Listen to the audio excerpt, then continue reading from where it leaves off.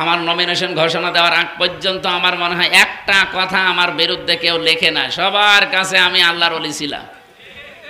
ঘোষণা দিয়ে ওই যে একজন বলছিল না যে প্রসাব করে পানি নেয় না, সেও ফতোয়া দিচ্ছে। আরে ফতোয়া দিতে হলে আমার নামের আগে মুফতি আছে, আমি অলরেডি মুফতি পাস করেছি। আমি ফেকা নিয়ে কামেল পাস করলে তাদেরকে এই দেশে মুফতি বলা হয়, সরকারি সার্টিফিকেট আছে আমার, তো ফতোয়া তো আমি দেব। আর ওই লোকটা মনে হয় ফরজ নামাজও পড়ে না, আর বলছে আমির হামজার পেছনে নামাজ পড়া হারাম। যদি বলতো জায়েজ নেই তাও তো হইতো, একেবারে হারাম ঘোষণা দিস। আর মানুষ কি লিখতেছে কমেন্টে, কেউ লিখেছে ও একটা হারাম সাদা, কেউ লিখেছে ও একেবারে জারোর সন্তান, কেউ লিখেছে ও মারা গেলে ওর জানাজায় পড়ায় হারাম। তো এদের দ্বারা আমার মনে হয় বাংলাদেশের একটা মাজলুম দল যারা ওই দলে আছেন তাদের উচিত হবে এই মানুষগুলোকে থামানো। এগুলো মেয়াদ উত্তীর্ণ গাঁজা খেয়েছে, এই কারণে এই সমস্ত কথা বলে। আপনি একটা আলেমের বিরুদ্ধে কথা বলতে হলে হিসাব নিকাশ করে বলা দরকার।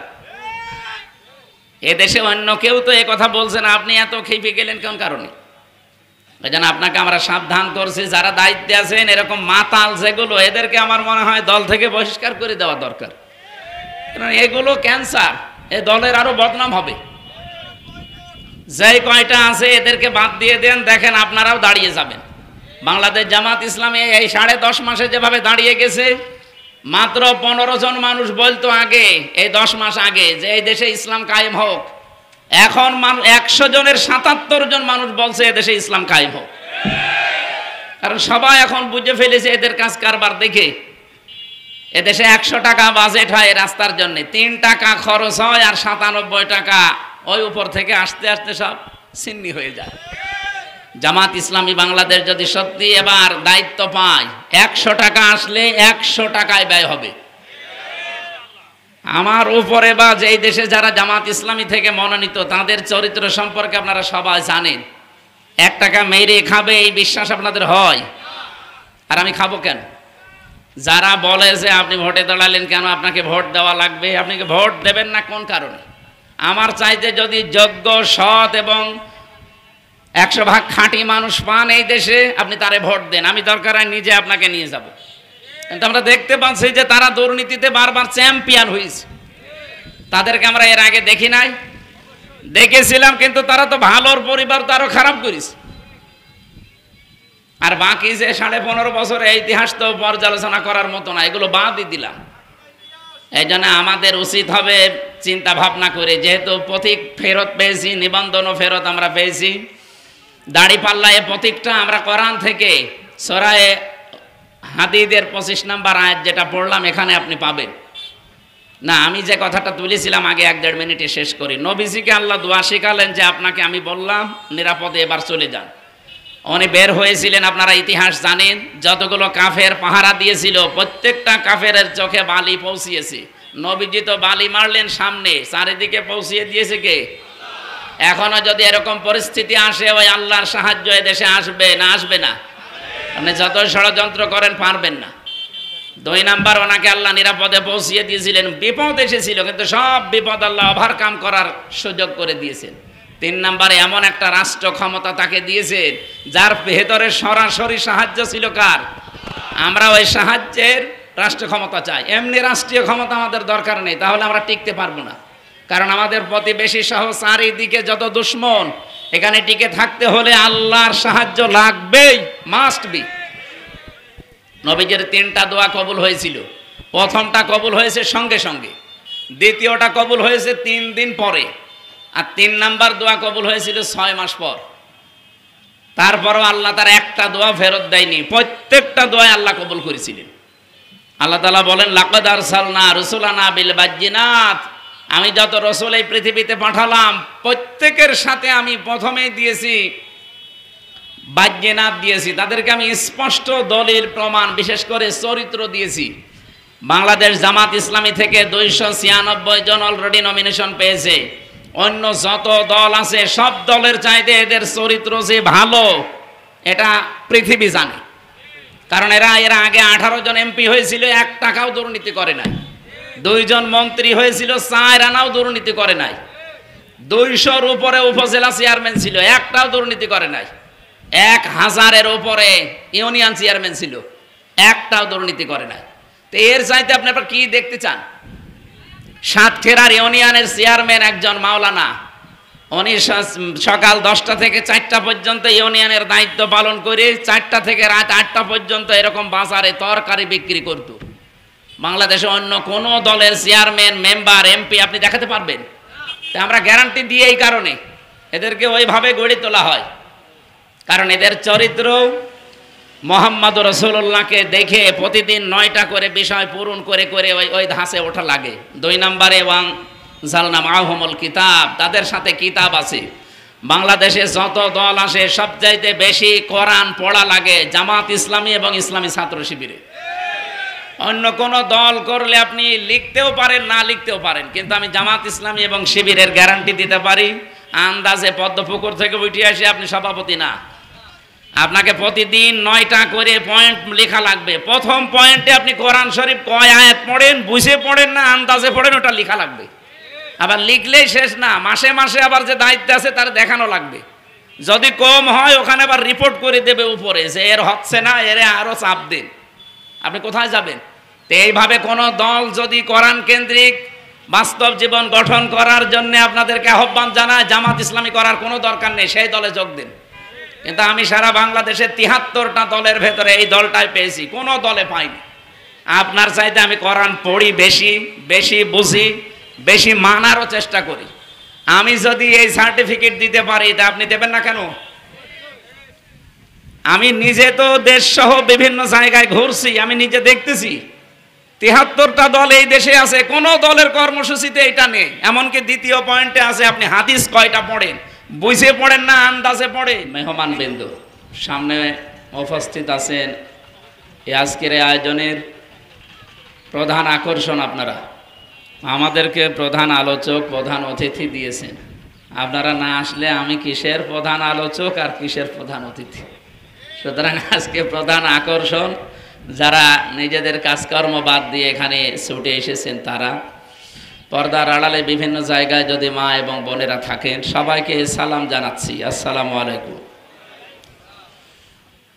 আমরা পৃথিবীতে এসেছি আল্লাহর ইবাদতের জন্য। আমা খালাকাতুল জিন্না ওয়াল ইনসা ইল্লা লিয়াবুদুন। আল্লাহ তাআলা বলেন আমি মানুষ আর জিন বানাইনি। এই যে ওমা একালিপটা আনাছে, এটা দিয়ে বাংলা অর্থ হয় যে আমি তৈরি করিনি, তবে ইল্লা লিয়াবুদুন, মানুষ আর জিন বানিয়েছি শুধুমাত্র আমার ইবাদতের জন্য। মানে ইবাদতটা কি? এই যে কিছুক্ষণ আগে, আধা ঘন্টা আগে আমরা নামাজ পড়ে আসলাম, এইটাই কি শুধু ইবাদত? আর ইবাদত নেই এই পৃথিবীতে? যত, এটা একটা ফরজ ইবাদত ছিল, যেটা আধা ঘন্টা আগে এই যে ডানের এই মসজিদে আদায় করলাম, এটা কি ইবাদত ছিল বলেন তো? ফরজ। আমার মনে হয় খুব বেশি হলো 15 দিন আগে একটা দিবস গেছে, এই দিবসের নাম ছিল ঈদুল আজহা। এখানে হাজার হাজার লক্ষ লক্ষ টাকা খরচ করে আমরা অনেকেই কোরবানি দিয়েছি। এটা কি ছিল? ওয়াজিব। জবান খোলেন, কি ছিল? কতগুলো ওয়াজিব এক জায়গায় করলে একটা ফরজ হয়? অনেকগুলো না? তাম দুনিয়ার সব ওয়াজিব এক জায়গায় করলে একটা ফরজ হবে। অথচ ওই ওয়াজিব পালন করার জন্য খেয়ে না খেয়ে অনেকে, যেহেতু কোরবানির গোশত দিয়ে খাবার খাওয়া লাগবে, এটা সুন্নাত, এই জন্য জোহরের নামাজও বাদ দিয়ে দিয়েছে। জোহরের নামাজ কি ছিল? ফরজ বাদ দিয়ে ওয়াজিব কোরবানি করে আপনি সুন্নত গোশত খাওয়ার জন্য এত বড় একটা ফরজ বাদ দিয়ে দিলেন। এই জন্য আমরা এই বিষয়টা, সিরিয়াল যেগুলো, এগুলো অনেকে এখনো টের পায়নি। সবার উপরে হচ্ছে ফরজ। আল্লাহর যত বিধান আছে ফরজের উপরে আর কিছু আছে? এরপরে আছে ওয়াজিব, এরপরে আছে সুন্নাত, এরপরে আছে নফল, এরপরে আছে মুস্তাহাব, এরপর আছে মুবাহ, এরপরে আছে কি? মাকরু, এরপরে শেষে যে হারাম। এই যে বিধানগুলো সব সিরিয়াল আকারে, ফরজের পরে যতগুলো বিধান শুনলেন সবগুলো এক জায়গায় করলে তামাম দুনিয়ার সব সৃষ্টি জগতের যত বিধান এক জায়গায় করলে একটা ফরজ সমান হবে না। এইরকম ফরজ বিধান কোরআনে আল্লাহ দিয়েছেন 500। কত? এখানে আমার মনে হয় কয়েকজন আলেম বাদ দিয়ে আমি যদি জিজ্ঞাসা করি 500 না, 5টাও বলতে পারবে না। অথচ 500টা ফরজ বিধান আমাদের ওপরে প্রতিনিয়ত, হয়তো 4-5টা আমাদের মানা হয়, তো বাকিগুলো কি ফেরেশতারা মানবে? ফেরেশতারা মানতেছে। ওনাদেরকে যেই দিন বানিয়েছে আল্লাহ, সেই দিন থেকে যে আদেশ দিয়েছে কিয়ামত পর্যন্ত ওটা তারা মেনেই চলবে, আর আদেশ দেওয়া লাগবে না। এমনকি পৃথিবীর যে কোনো সৃষ্টিকে আল্লাহ মাত্র একবার আদেশ দেয়, ওয়াওহা রাব্বুকা ইলান নাহলি আনিত্তাখিযি মিনাল জিবালি বুয়ুতা ওয়া মিনাশ শাজারি ওয়া মিম্মা ইয়ারিশুন। সূরা নাহলের ভেতরে আছে 68 নম্বর আয়াতে আল্লাহ জানিয়েছেন যে আমি মৌমাছিকে মাত্র একদিন আদেশ দিয়েছিলাম, তাদের উপরে একটা আদেশ দিয়েছিলাম মাত্র একদিন, যে তোমরা 3 জায়গায় বাসা তৈরি করবা, ঘর বানাবা। এক জায়গায় পাহাড়ের যে চূড়া আছে এখানে, অথবা মানুষের ঘরের যে সমস্ত কার্নিশ আছে দেওয়ালে, কার্নিশে, এই জায়গায়, ছাদে। 3 নম্বরে গাছের ডালে। আপনি আজ পর্যন্ত বলেন তো এই 3 জায়গা ছাড়া মৌমাছি কোনো জায়গায় বাসা বাঁধে? আপনি পাবেন না। ওরা আদেশ পেয়েছিল আল্লাহর কতদিন? একদিন। কয়টা? একদিন। একটা আদেশ পেয়ে যদি কিয়ামত পর্যন্ত মেনে চলতে পারে, এই জন্য ওদের ভেতরে কোনো ঝামেলা নেই, মারামারি নেই, গন্ডগোল নেই। আর আমাদের ওপরে আল্লাহর আদেশ ছিল 500। 92% মুসলমান আমরা এই দেশে বাস করছি, মাত্র কয়েকটা বিধান আমরা মানি ব্যক্তিগত আর পারিবারিক জীবনে, বাকি কোনো জীবনে আমাদের কোনো বিধান 100% নেই। হয়তো কেউ মানে কেউ মানে না। ইসলামের বিধানটা কিন্তু এরকম না যে ভাই সলিমদ্দি চলেন নামাজ পড়তে যায়, এরকম নাকি? এই জন্য নামাজের আদেশ আল্লাহ কোরআনে দিয়েছেন রাষ্ট্রে যারা দায়িত্বে থাকবে তাদের। কোনো ব্যক্তিকে কোরআন শরীফে, এখানে মাওলানা ইমাম সাহেব বসে আছে মসজিদের সামনে, যে বলেন তো যে কোরআন শরীফে কোনো ব্যক্তিকে বলা হয়েছে যে ওরে নামাজের কথা বলো? আল্লাযীনা ইম্মাক্কান্নাহুম ফিল আরদি আকামুস সালাহ, যাদের রাষ্ট্রীয় ক্ষমতা দেওয়া হবে এরা যদি ইমানদার হয় তাহলে তাদের প্রথম দায়িত্ব হচ্ছে তারা নামাজ কায়েম করবে। তাহলে নামাজ কায়েম করার দায়িত্ব কি রবিন সাহেবের, সোজা সাহেবের, ও ইমাম সাহেবের? কার? রাষ্ট্রের। হ্যাঁ হ্যাঁ, একেবারে হলি। আর এদের রাষ্ট্রের এই দায়িত্বটা আজ 54 বছর আমরা ধরেন এই দেশ স্বাধীন হয়েছি, 54 বছরে বিভিন্ন সময় পাল্টিয়ে মুসলমানেরাই গেছে রাষ্ট্রীয় ক্ষমতায়। কোনো হিন্দু গেছে? আজ পর্যন্ত কোনো হিন্দু প্রধানমন্ত্রী ছিল? কোনো খ্রিস্টান? যারাই গেছে তারা অন্তত নামে তো মুসলমান।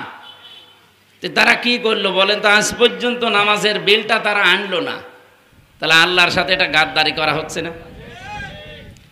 এটা তো আমাদের দেখানো লাগবে না? ইবাদত আপনি করে আসলেন আধা ঘন্টা আগে, 15 দিন আগে একটা করেছিলেন, একটা ফরজ বললাম, একটা ওয়াজিব বললাম, এরকম এক একটা ইবাদত আমাদের সামনে আসবে।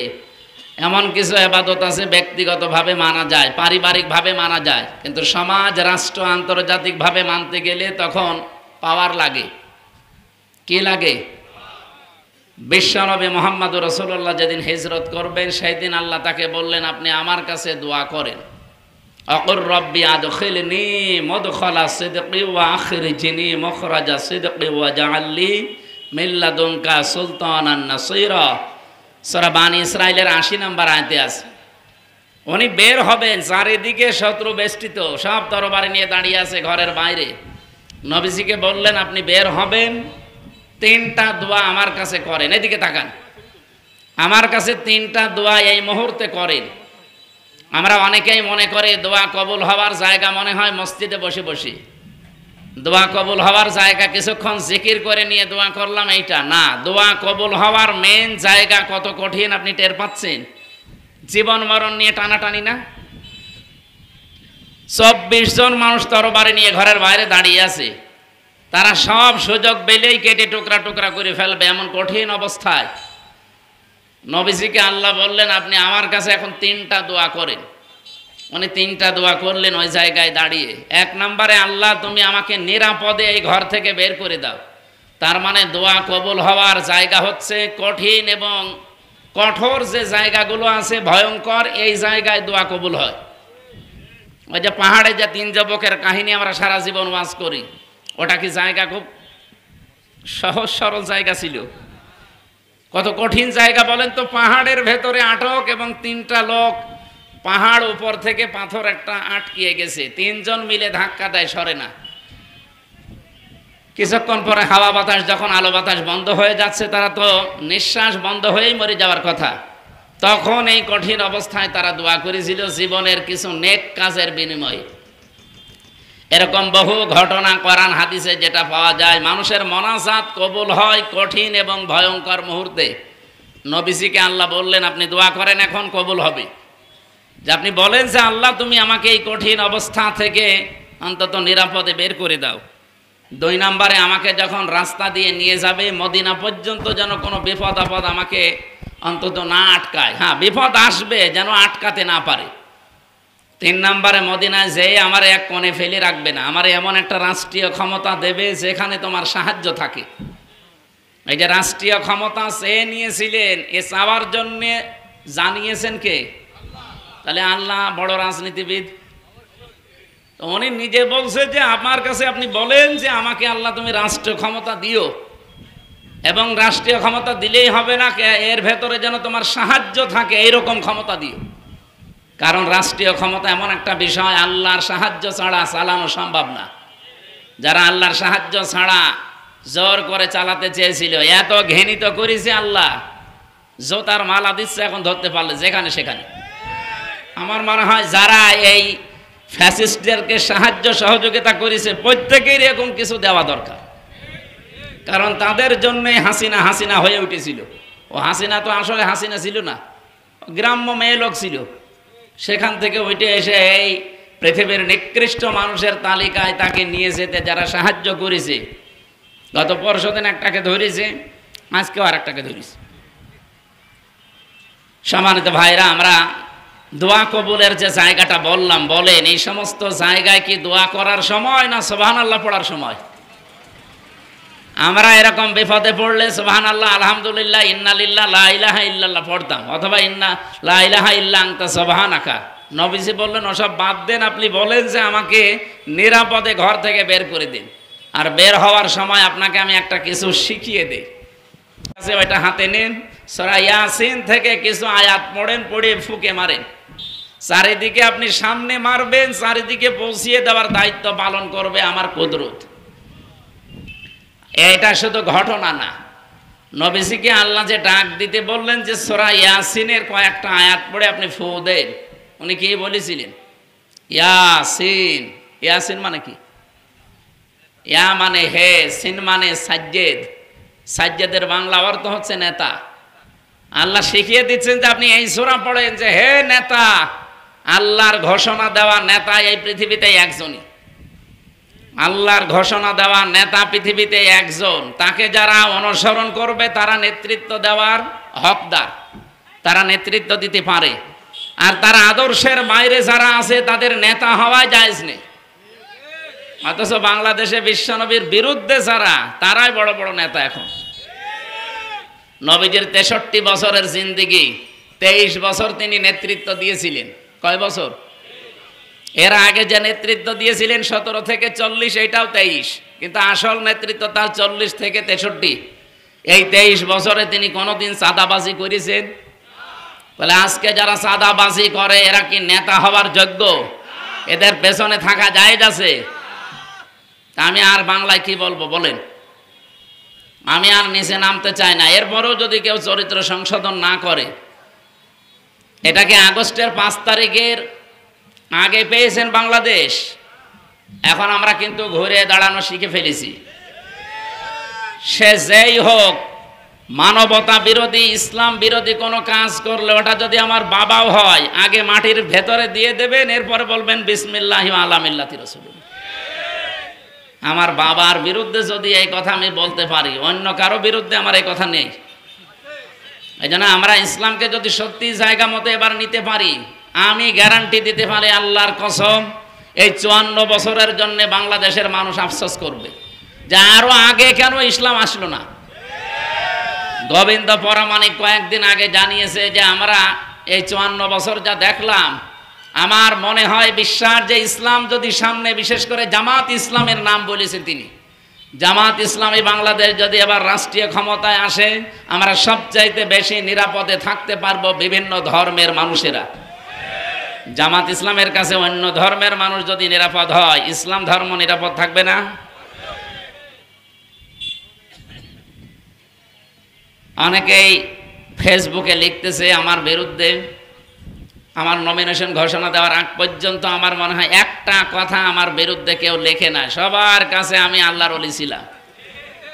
ঘোষণা দিয়ে ওই যে একজন বলছিল না যে প্রসাব করে পানি নেয় না, সেও ফতোয়া দিচ্ছে। আরে ফতোয়া দিতে হলে আমার নামের আগে মুফতি আছে। আমি অলরেডি মুফতি পাস করেছি। আমি ফেকা নিয়ে কামেল পাস করলে তাদেরকে এদেশে মুফতি বলা হয়, সরকারি সার্টিফিকেট আছে আমার। তো ফতোয়া তো আমি দেব। আর ওই লোকটা মনে হয় ফরজ নামাজও পড়ে না, আর বলছে আমির হামজার পেছনে নামাজ পড়া হারাম। যদি বলতো জায়েজ নেই তাও তো হইতো, একেবারে হারাম ঘোষণা দিস। আর মানুষ কি লিখতেছে কমেন্টে, কেউ লিখেছে ও একটা হারাম সাদা, কেউ লিখেছে ও একেবারে জারোর সন্তান, কেউ লিখেছে ও মারা গেলে ওর জানাজায় পড়ায় হারাম। তো এদের দ্বারা আমার মনে হয় বাংলাদেশের একটা মাজলুম দল যারা ওই দলে আছেন, তাদের উচিত হবে এই মানুষগুলোকে থামানো। এগুলো মেয়াদ উত্তীর্ণ গাঁজা খেয়েছে, এই কারণে এই সমস্ত কথা বলে। আপনি একটা আলেমের বিরুদ্ধে কথা বলতে হলে হিসাব নিকাশ করে বলা দরকার। এদেশে অন্য কেউ তো এই কথা বলছে না, আপনি এত খেপে গেলেন কোন কারণে? ওই জন্য আপনাকে আমরা সাবধান করছি, যারা দায়িত্বে আছেন এরকম মাতাল যেগুলো, এদেরকে আমার মনে হয় দল থেকে বহিষ্কার করে দেওয়া দরকার। এগুলো ক্যান্সার, এ দলের আরো বদনাম হবে। যেই কয়টা আছে এদেরকে বাদ দিয়ে দেন, দেখেন আপনারাও দাঁড়িয়ে যাবেন। বাংলাদেশ জামাত ইসলামী এই 10.5 মাসে যেভাবে দাঁড়িয়ে গেছে, মাত্র 15 জন মানুষ বলতো আগে, এই 10 মাস আগে, যে এই দেশে ইসলাম কায়েম হোক। এখন 100 জনের 77 জন মানুষ বলছে এদেশে ইসলাম কায়েম হোক। কারণ সবাই এখন বুঝে ফেলেছে এদের কাজ কারবার দেখে। এদেশে 100 টাকা বাজেট হয় রাস্তার জন্য, 3 টাকা খরচ হয়, আর 97 টাকা ওই উপর থেকে আসতে আসতে সব ছিন্নি হয়ে যায়। জামাত ইসলামী বাংলাদেশ যদি সত্যি এবার দায়িত্ব পায়, 100 টাকা আসলে 100 টাকায় ব্যয় হবে। আমার উপরে বা যেই দেশে যারা জামাত ইসলামী থেকে মনোনীত, তাদের চরিত্র সম্পর্কে আপনারা সবাই জানেন। 1 টাকা মেরে খাবে এই বিশ্বাস আপনাদের হয়? আর আমি খাবো কেন? যারা বলে যে আপনি ভোটে দাঁড়ালেন কেন, আপনাকে ভোট দেওয়া লাগবে, আপনি কি ভোট দেবেন না কোন কারণে? আমার চাইতে যদি যোগ্য, সৎ এবং 100 ভাগ খাঁটি মানুষ পান এই দেশে, আপনি তারে ভোট দেন। আমি দরকার হয় নিজে আপনাকে নিয়ে যাব। কিন্তু আমরা দেখতে পাচ্ছি যে তারা দুর্নীতিতে বারবার চ্যাম্পিয়ন হয়েছে। তাদেরকে আমরা এর আগে দেখি নাই? দেখেছিলাম, কিন্তু তারা তো ভালোর পরিবার তো আরো খারাপ করেছে। আর বাকি যে 15.5 বছরের ইতিহাস তো পর্যালোচনা করার মতো না, এগুলো বাদই দিলাম। এই জন্য আমাদের উচিত হবে চিন্তা ভাবনা করে, যেহেতু প্রতীক ফেরত পেয়েছি, নিবন্ধনও ফেরত আমরা পেয়েছি, দাড়ি পাল্লা এ প্রতীকটা আমরা কোরআন থেকে সূরা হাদীদের 25 নম্বর আয়াত যেটা পড়লাম এখানে আপনি পাবেন না। আমি যে কথাটা তুলেছিলাম আগে 1-1.5 মিনিটে শেষ করি। নবীজিকে আল্লাহ দোয়া শিখালেন যে আপনাকে আমি বললাম নিরাপদে এবার চলে যান। উনি বের হয়েছিলেন, আপনারা ইতিহাস জানেন, যতগুলো কাফের পাহারা দিয়েছিল প্রত্যেকটা কাফেরের চোখে বালি পৌঁছিয়েছে। নবীজি তো বালি মারলেন সামনে, চারিদিকে পৌঁছিয়ে দিয়েছে কে? এখনো যদি এরকম পরিস্থিতি আসে, ওই আল্লাহর সাহায্য এদেশে আসবে না? আসবে না? আপনি যত ষড়যন্ত্র করেন পারবেন না। 2 নাম্বার, ওনাকে আল্লাহ নিরাপদে পৌঁছিয়ে দিয়েছিলেন। বিপদ এসেছিল, কিন্তু সব বিপদ আল্লাহ ওভারকাম করার সুযোগ করে দিয়েছেন। 3 নাম্বারে এমন একটা রাষ্ট্র ক্ষমতা তাকে দিয়েছেন যার ভেতরে সরাসরি সাহায্য ছিল কার? আমরা ওই সাহায্যের রাষ্ট্র ক্ষমতা চাই। এমনি রাষ্ট্রীয় ক্ষমতা আমাদের দরকার নেই, তাহলে আমরা টিকতে পারবো না। কারণ আমাদের প্রতিবেশী সহ চারিদিকে যত দুশ্মন, এখানে টিকে থাকতে হলে আল্লাহর সাহায্য লাগবেই, মাস্ট বি।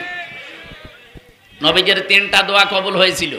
প্রথমটা কবুল হয়েছে সঙ্গে সঙ্গে, দ্বিতীয়টা কবুল হয়েছে 3 দিন পরে, আর 3 নাম্বার দোয়া কবুল হয়েছিল 6 মাস পর। তারপরও আল্লাহ তার একটা দোয়া ফেরত দেয়নি, প্রত্যেকটা দোয়া আল্লাহ কবুল করেছিলেন। আল্লাহ তাআলা বলেন লাকাদ আরসালনা রুসুলানা বিল বাজ্জিনাত, আমি যত রসুল এই পৃথিবীতে পাঠালাম প্রত্যেকের সাথে আমি প্রথমেই দিয়েছি বাজ্জিনাত দিয়েছি, তাদেরকে আমি স্পষ্ট দলিল প্রমাণ বিশেষ করে চরিত্র দিয়েছি। বাংলাদেশ জামাত ইসলামী থেকে 296 জন অলরেডি নমিনেশন পেয়েছে। অন্য যত দল আছে সব দলের চাইতে এদের চরিত্র যে ভালো এটা পৃথিবী জানে। কারণ এরা আগে 18 জন এমপি হয়েছিল, 1 টাকাও দুর্নীতি করে নাই। 2 জন মন্ত্রী হয়েছিল, 4 আনাও দুর্নীতি করে নাই। 200-র উপরে উপজেলা চেয়ারম্যান ছিল, একটাও দুর্নীতি করে নাই। 1000-এর উপরে ইউনিয়ন চেয়ারম্যান ছিল, একটাও দুর্নীতি করে নাই। তো এর চাইতে আপনারা কি দেখতে চান?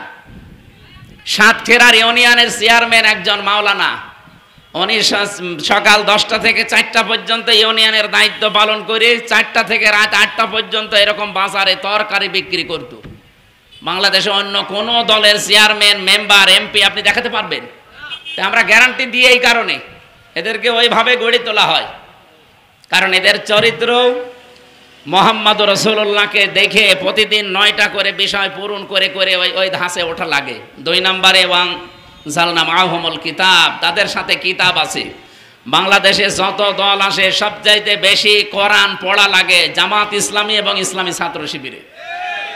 অন্য কোন দল করলে আপনি লিখতেও পারেন, না লিখতেও পারেন, কিন্তু আমি জামাত ইসলামী এবং শিবিরের গ্যারান্টি দিতে পারি, আন্দাজে পদ্মপুকুর থেকে উঠে আসে আপনি সভাপতি না। আপনাকে প্রতিদিন 9টা করে পয়েন্ট লেখা লাগবে। প্রথম পয়েন্টে আপনি কোরআন শরীফ কয় আয়াত পড়েন, বুঝে পড়েন না আন্দাজে পড়েন, ওটা লেখা লাগবে। আবার লিখলেই শেষ না, মাসে মাসে আবার যে দায়িত্ব আছে তার দেখানো লাগবে। যদি কম হয় ওখানে আবার রিপোর্ট করে দেবে উপরে যে এর হচ্ছে না, এর আরো চাপ দিন। আপনি কোথায় যাবেন? তো এইভাবে কোন দল যদি কোরআন কেন্দ্রিক বাস্তব জীবন গঠন করার জন্য আপনাদেরকে আহ্বান জানায়, জামাত ইসলামী করার কোনো দরকার নেই, সেই দলে যোগ দিন। কিন্তু আমি সারা বাংলাদেশে 73টা দলের ভেতরে এই দলটাই পেয়েছি, কোনো দলে পাইনি। আপনার চাইতে আমি কোরআন পড়ি বেশি, বেশি বুঝি, বেশি মানারও চেষ্টা করি। আমি যদি এই সার্টিফিকেট দিতে পারি তা আপনি দেবেন না কেন? আমি নিজে তো দেশ সহ বিভিন্ন জায়গায় ঘুরছি, আমি নিজে দেখতেছি 73টা দল এই দেশে আছে, কোন দলের কর্মসূচিতে এটা নেই। এমনকি দ্বিতীয় পয়েন্টে আছে আপনি হাদিস কয়টা পড়েন, বুঝে পড়েন না আন্দাজে পড়েন। এটা স্ত্রী, তার কি কর্মজীবন আছে? সে একটা প্রাইমারি চাকরি করে, খুব বেশি হলো না 20-25 হাজার টাকা বেতন পায়। তো কিয়ামত পর্যন্ত 1000 কোটি টাকার মালিক হওয়া সম্ভব? কি দুর্নীতি হয়েছে বলেন তো? এই জন্য আমরা আশ্বাস দিতে পারি এবং আপনাদের আস্থা রাখার জায়গা এটা, যেহেতু প্রমাণ হয়েছে 54 বছরে, আপনারা আস্থা রাখতে পারেন। আমিরে জামাত ডাক্তার শফিকুর রহমান হাফিজাহুল্লাহ, তার চেহারা দেখলে আল্লাহর কথা মনে হয়। এই লোকটা একটা আল্লাহর ওলি। অন্য কোন দলের ভেতরে এরকম একটা লোক দেখান যে সব দিকে পারফেক্ট। এই লোকটা অর্থনীতি বোঝে, চিকিৎসা বোঝে, ধর্মীয় লাইনে বোঝে। আমি নিজে জেলখানায় তার সাথে 4 দিন ছিলাম। তার যে ইবাদত, তার যে আল্লাহর প্রতি ভরসা, তাওয়াক্কুল, বহু আলেমেরও আমি পাইনি। কারণ 76 জন আলেম তো আমার সাথে ছিল, আলেমরা ভয়ে কান্নাকাটি করত।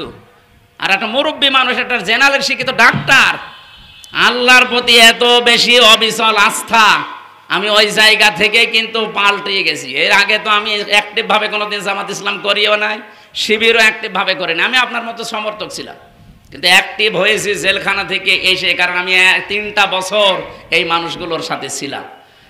এই মানুষগুলোর তাওয়াক্কুল, ইবাদত, আল্লাহর প্রতি ভরসা, এখানে এই মানুষগুলোর বাস্তবতা আমি নিজে দেখেছি। এই জন্য আমি গ্যারান্টি দিতে পারছি, আপনারা এই গ্যারান্টি নিতে পারেন ইনশাল্লাহ। আগামী থেকে দেখবেন এদেশে ইসলাম যদি একবার এসে যায়, 54 বছরের জন্য আপনার আফসোস করা লাগবে ইনশাল্লাহ। ন্যায়ের পথিক যেহেতু পেয়েছি, আপনারা ন্যায়ের পথিকে। আর বারবার ওই যে প্রশ্ন আসে আপনাকে ভোট দেওয়া লাগবে কেন, আপনি দেবেন না কেন? যারা আছে তারা যদি আমার চাইতে সব দিক থেকে উন্নত হয় অবশ্যই তাদেরকে দেবেন। শিক্ষা দীক্ষায়, চরিত্রে এবং বাস্তবতায় আপনি তাদেরকে দেবেন, আমি নিষেধ করছি না। কিন্তু সব দিক থেকে যদি পারফেক্ট মনে হয়, আপনার কাছে আমি দোয়া চাইলাম, আল্লাহ আমাকে যেন সফলতা দান করেন। আজকের আয়োজনের সাথে যারা সম্পৃক্ত তাদের জন্য দোয়া করছি। এটাও একটা ইবাদত। অনেকে মনে করছেন 1-1.5 ঘন্টা 2 ঘন্টার সময় নষ্ট হইল না, নামাজ পড়লে যে সওয়াব হইতো, আমরা ইসলামকে যেহেতু উপরে নেওয়ার জন্য চেষ্টায় আছি, এইটাও একটা ওই নামাজের মতো সওয়াব। পৃথিবীর কোনো কাজ সওয়াব বাদ দিয়ে নেই, হয় সওয়াব হবে নাই গুনাহ হবে। আল্লাহ আজকে যেন এটা আমাদের নেকি বা সওয়াব হিসাবে লিখে নেন, বলেন আমিন। আজকের প্রধান অতিথি আমাদের সামনে আছে, উনি কিছু কথা বলবেন, আজকের মতো শেষ করছে, আমিন।